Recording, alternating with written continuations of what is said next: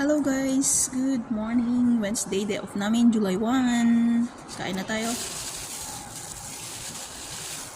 At saka pakbut. Nag-order ako kay ate ng Filipino food. Meron pa ditong munggo. Niluto ng kasama ko. Kuha tayo ng munggo. Wala! Kadami! Hindi ka ba nagkakaan? Nagkape lang ako ate. Yung binigay pa ng kape noon na may moringa. May tira pa ako dun eh. May pagbet. Inaantay ka rin eh. So kakain na tayo. Kukuha na ako. Kukuha na ako. Sige, mauna ka na. Kakain na ako. Wow, sarap ng ulam, Steve.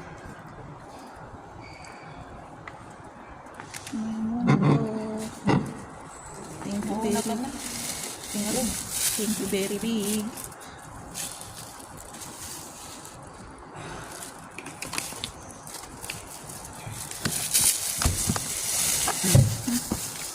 Kala kasi ni Rona, mag-wetland ka. Sabi ko, hindi yung pupunta kasi may ulan. Walang sisilungan dun. Ate, thank you. Thank you. Kain na tayo. Katatapos lang namin Ano? mag-agahan kasi.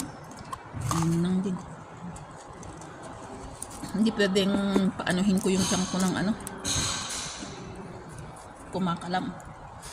Napanood ko pala yun. Huwag mong antayin yung tiyan mo na as in yung gutom na gutom.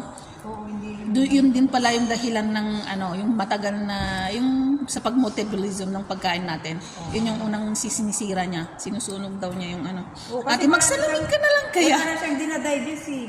Tapos saka mo biglang lalagyan ng pagkain. Sabi niya dito sa to. Thank you, Lord. Kain na tayo. Cheers. Yung munggo ko niya. Yung pakbet. Yung pakbet na sili sana, na Ilocano. Pakbet Tagalog to eh. Oo, parang bulang lang ba?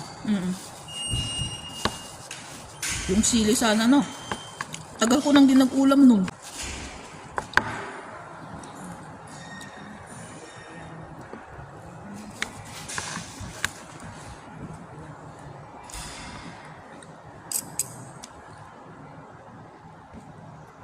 Pork yung sa tanghog.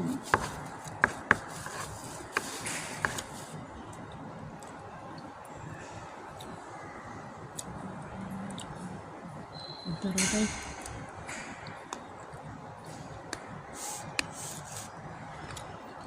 Masabaw eh.